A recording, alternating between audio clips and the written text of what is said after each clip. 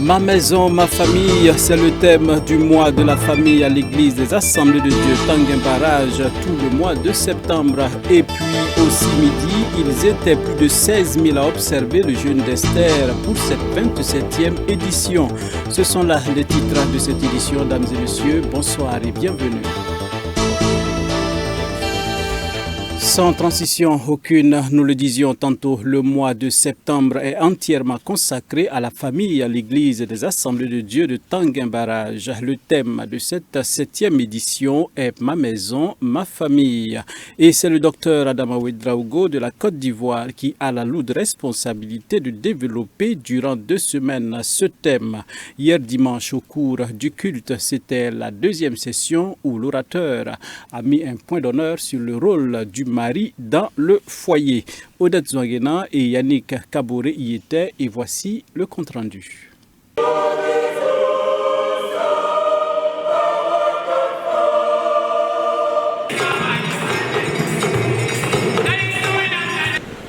La tradition est respectée en 2023 à l'église évangélique des Assemblées de Dieu Tanguin Barrage.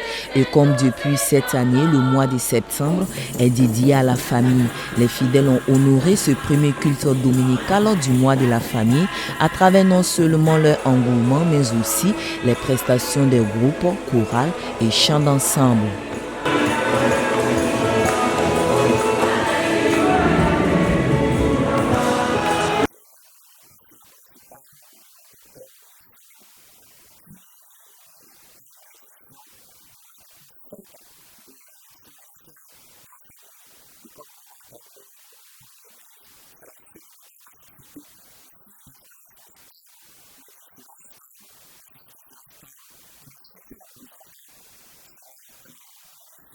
Dans sa mission de recentrer les fidèles autour de l'importance de la famille, le département famille et mariage abrégé DEFAMA a choisi cette année le thème suivant « Ma maison, ma famille » pour, je cite, bâtir une famille sur le roc capable de résister aux intempéries et aux aléas de la vie.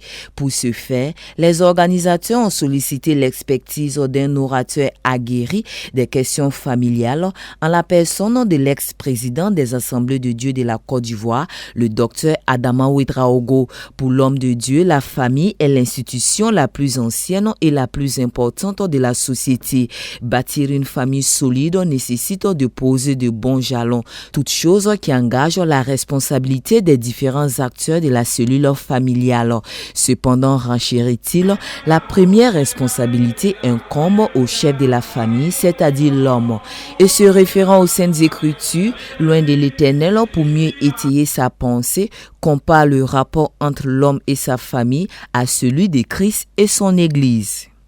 Il faut mettre l'accent sur la connaissance de Dieu, se développer, grandir, avoir une maturité spirituelle. Puisque je parlais des hommes, des époux, qui a la responsabilité d'aider sa famille, sa femme, ses enfants dans la vie spirituelle.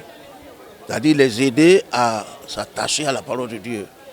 Et c'est une vie qu'il faut entretenir. La vie spirituelle a besoin d'être entretenue par l'enseignement de la parole de Dieu, entretenue par les conseils qu'on peut recevoir ou donner, entretenue par la prière. La vie de couple n'est pas un long fleuve tranquille. Fort de ses 49 ans de mariage, en croit le pasteur principal de l'église des Assemblées de Dieu de la Riviera d'Abidjan, l'espoir est toujours permis pour les foyers en difficulté.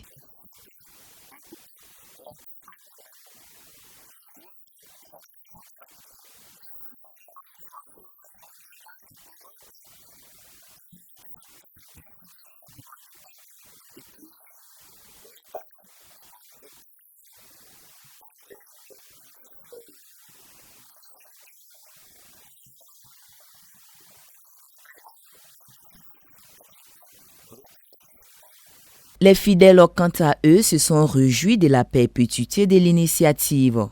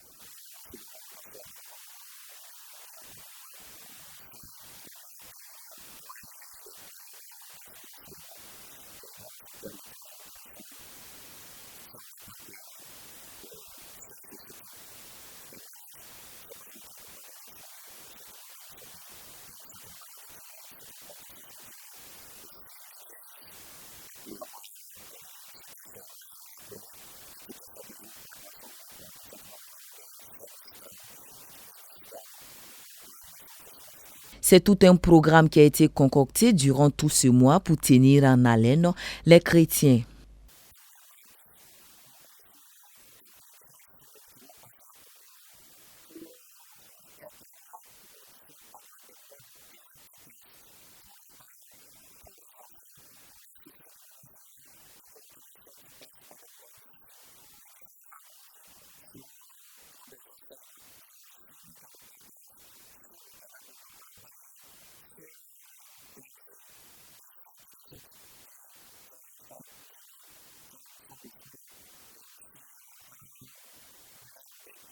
Débuté le 5 septembre, les activités se poursuivent jusqu'au 1er octobre 2023.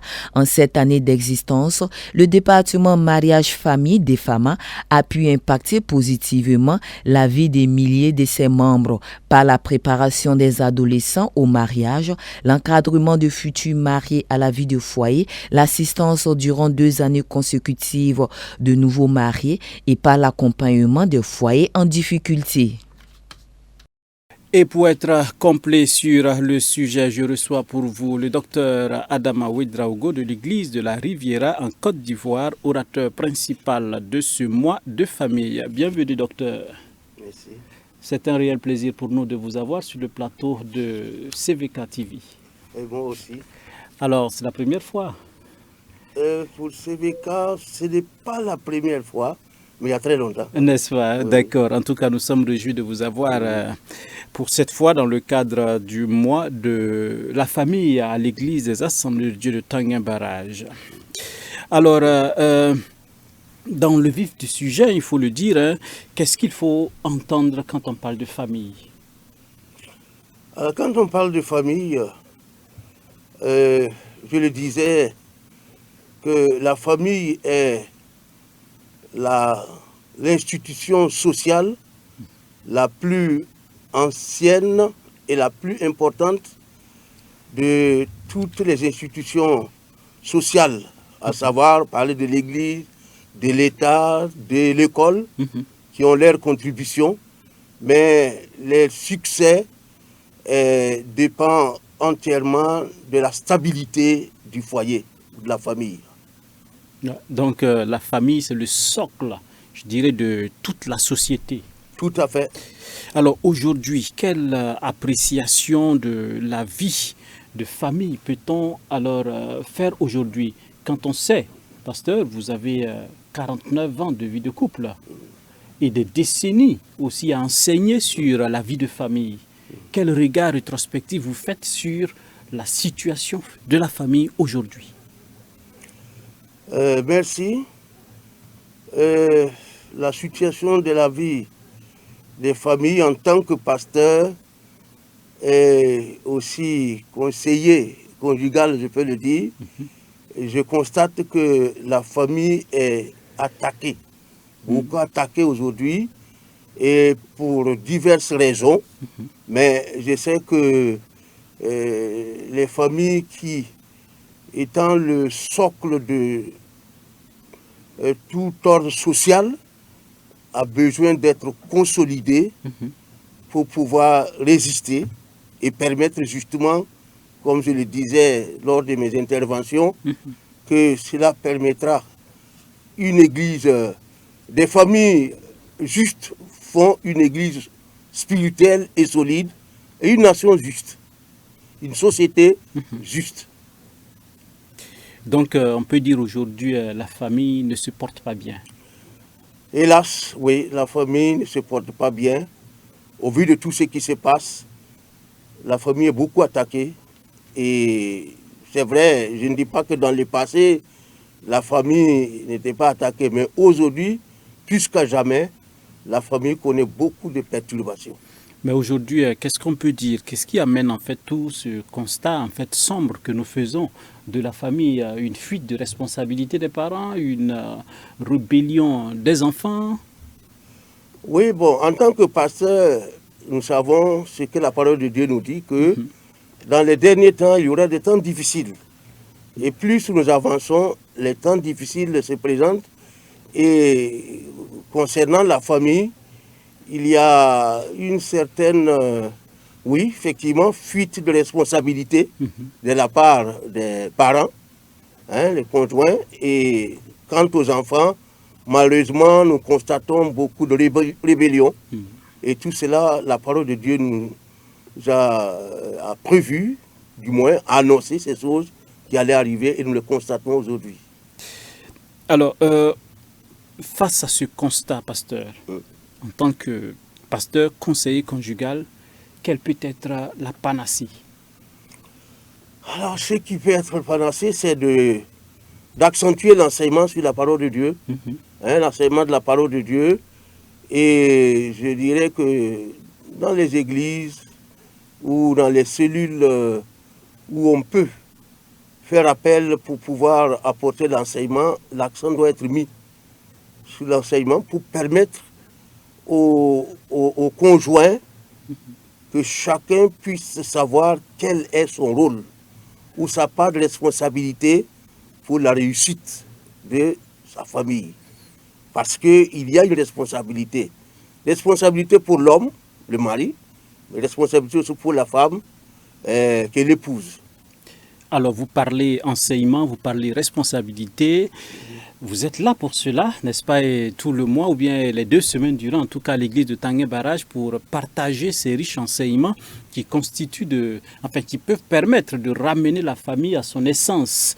Et parlant d'enseignement, dimanche, c'était déjà le premier thème développé. Vous avez parlé du rôle du mari. Succinctement, qu'est-ce qu'on retient? Oui, effectivement, j'ai commencé par là parce que la parole de Dieu nous montre que Dieu a confié le rôle du premier responsable de la famille, l'homme. L'homme est le chef de la famille. C'est ce que la parole de Dieu stipule. Par conséquent, en tant que chef, l'homme doit pouvoir jouer son rôle.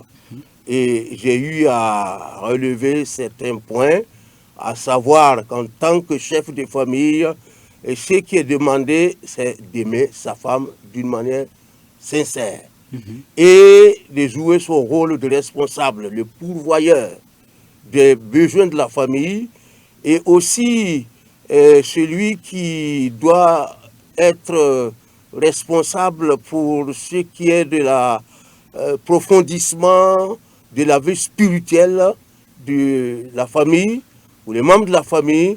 Et l'homme doit pouvoir jouer ce rôle-là et surtout avoir le souci du bien-être des membres de sa famille et s'activer par ce qu'il peut faire avec l'aide de Dieu pour conduire sa famille dans une voie qui honore le Seigneur. Conduire sa famille dans une voie qui honore le Seigneur, vous le dites. La prochaine session à l'église de Tanguin Barrage, c'est le vendredi. Et vous aurez l'occasion de parler de la responsabilité des conjoints au plan affectif. Oui, exactement. C'est ce que j'ai prévu.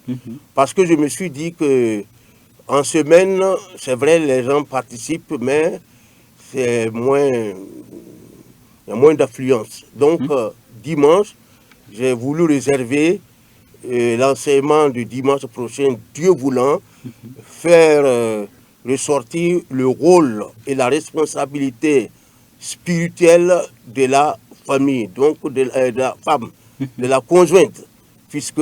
Vous avez parlé dimanche dernier du conjoint. Voilà. Naturellement, le dimanche prochain, Dieu voulant, la responsabilité de la conjointe. Ok. Alors, et toutes les épouses sont priées de ne manquer ce rendez-vous? En tout cas, c'est mon souhait, le plus absolu. Ok. Alors, vraiment, merci, pasteur, pour ces enseignements, je dirais, pour contribuer en tout cas à solidifier, à consolider les foyers, les familles, pour la gloire de notre Dieu. Alors, nous tirons au terme de notre entretien. Vous avez un message?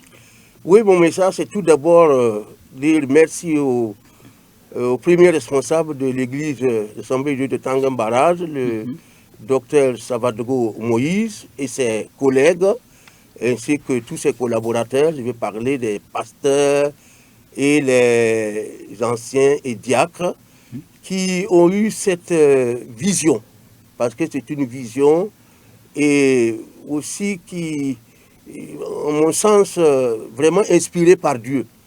Parce que si nous connaissons aujourd'hui la situation difficile que traversent les familles et qu'un pasteur avec son église veut que cet enseignement soit apporté, je dirais que c'est vraiment une très bonne décision, une très bonne vision.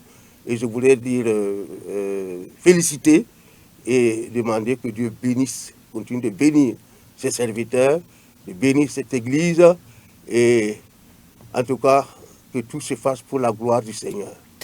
Que tout se passe pour la gloire du Seigneur, c'est un souhait partagé et nous restons ensemble, pasteur, pour la suite du journal. Merci.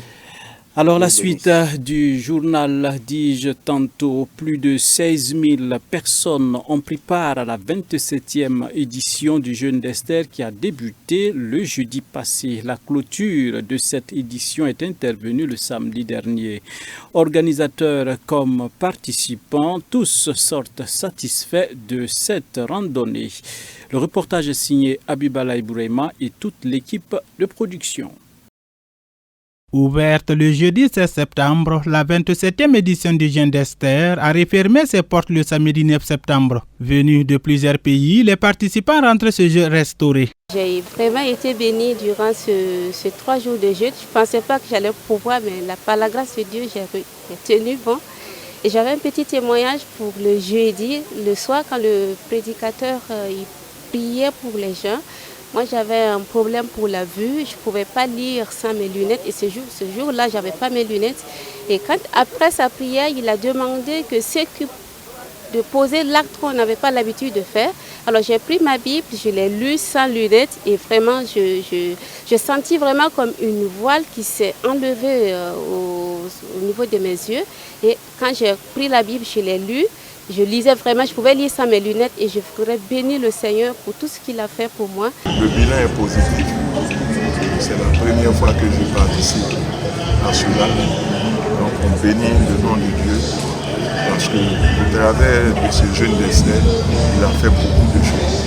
Il a fait beaucoup de choses. Donc que son nom qui nous a été révélé en Jésus-Christ soit encore glorifié pour cette nation qui nous a accueillis. Pendant cette édition, il a été question de prier pour la sécurité au Burkina Faso et aussi pour la délivrance des personnes souffrantes. Le fondateur de Simidi est satisfait pour cette édition qui s'intitule la Grande Moisson.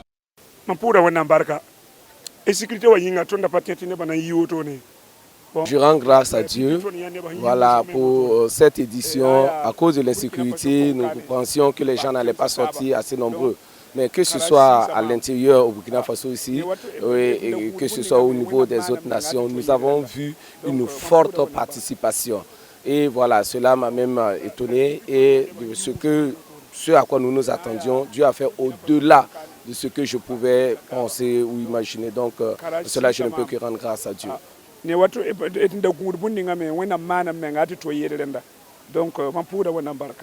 Venu du Ghana, l'orateur pendant les 3 jours à ce jeûne d'Esther a un message pour le Burkina Faso. They should keep trusting God. Ils doivent toujours mettre leur confiance en Dieu. And everybody should play his or her part very well. Et chacun doit faire sa part très bien. And together we will overcome. Et ensemble nous allons vaincre. Victory is on our side. Et la victoire est de notre côté. We can't fail. Nous ne pouvons pas échouer. Africa, this is our time. Et Africa, voici ton moment. Burkina Faso, this is your time. Burkina Faso, voici ton moment. We are with you. Nous sommes avec vous.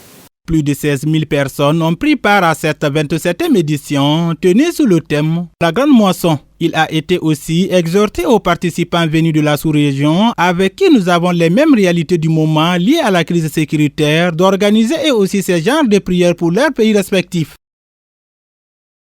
La fenêtre internationale dans cette édition, un tour au Kenya où des chambres frigorifiques au service de l'agriculture sont proposées. Une entreprise kenyane appelée Sokofresh qui propose aux agriculteurs ruraux des entrepôts frigorifiques mobiles alimentés par l'énergie solaire. C'est la récolte dans cette exploitation horticole au Kenya. Désormais, les exploitants se tournent vers des installations mobiles de stockage frigorifique alimentées par l'énergie solaire afin de réduire la quantité de produits qui pourrissent à des températures élevées. Des entrepôts fournis notamment par Sofresh entre la structure et les courtiers habituels, la différence est de taille. Il y a une énorme différence entre Sokofresh et les courtiers. Lorsque l'on fait appel à des courtiers, nous enregistrons des pertes dans l'exploitation à cause de leur retard. Sokofresh, par contre, récolte à temps, paye immédiatement et stocke les produits dans des chambres froides. La plupart des produits agricoles du Kenya proviennent de petits exploitants des zones rurales, comme ici dans le comté de Makueni. Nombre d'entre eux n'ont pas accès à des entrepôts frigorifiques adéquats. Les courtiers disent qu'ils arrivent à récolter, mais ils mettent du temps. Ce qui fait que nos oranges se gâtent.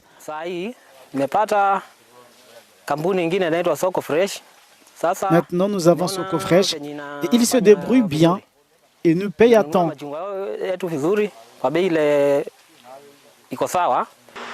En proposant des entrepôts frigorifiques mobiles alimentés par l'énergie solaire, Sokofresh a gagné la confiance des agriculteurs qui espèrent réduire les pertes post-récolte des produits frais. Sachant que nous sommes sous les tropiques, l'énergie solaire est l'une des sources d'énergie gratuite qui pourrait réduire nos coûts d'exploitation. Nous avons donc opté pour cette énergie qui nous permet de nous déployer partout dans le pays, même dans les zones rurales où l'électricité n'est pas toujours fiable. Selon l'Organisation des Nations Unies pour l'alimentation et l'agriculture, on estime que 30 à 40% des produits horticoles d'Afrique subsaharienne périssent avant d'arriver sur le marché en raison de chaînes d'approvisionnement informelles et peu fiables. Dernier axe de ce journal, le séisme au Maroc qui suscite la solidarité internationale. Le séisme qui a fait plusieurs milliers de morts au Maroc dans la nuit du vendredi à samedi a suscité un élan de solidarité dans le monde. Plusieurs pays et organisations proposant de l'aide à Rabat. Le tragique tremblement de terre qu'a connu le Maroc la semaine dernière a suscité un élan de solidarité au niveau international. Plusieurs présidents du monde entier ont exprimé leurs condoléances et se sont dit prêts à répondre à l'appel à l'aide du royaume. C'est le cas du Premier ministre indien Narendra Modi qui a déclaré être extrêmement peiné par les pertes de vies humaines. Nous prions pour que toutes les personnes blessées retrouvent rapidement la santé.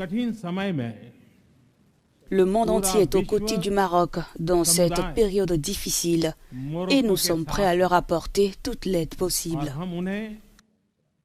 L'Algérie, qui a rompu ses relations diplomatiques avec le Maroc, a annoncé qu'elle suspendait l'interdiction vieille de 2 ans de tous les vols marocains dans son espace aérien afin de permettre la livraison d'aide et les évacuations médicales. Pour l'heure, le Maroc a accepté les équipes de recherche et sauvetage de 4 pays. Le séisme le plus meurtrier dans le royaume depuis plus de 60 ans a dévasté vendredi soir des villages entiers de la région du Haut-Atlas et fait plus de 2500 morts et autant de blessés. C'est ici que nous mettons un terme à cette édition, dames et messieurs. Merci de nous avoir suivis. Bonsoir chez vous. Je rappelle que nous recevions le docteur Adama Ouedraogo, orateur principal du mois de la famille au temple Tanguin Barrage, à l'église des Assemblées de Dieu de Tanguin Barrage. Donc, les prochains rendez-vous, c'est vendredi et dimanche pour parler de ma maison, ma famille. Et dimanche, très singulièrement, pour parler du rôle de la conjointe. Tous, vous y êtes invités. Bonsoir chez vous, dames et messieurs, et bonne suite des programmes sur la télévision de la famille.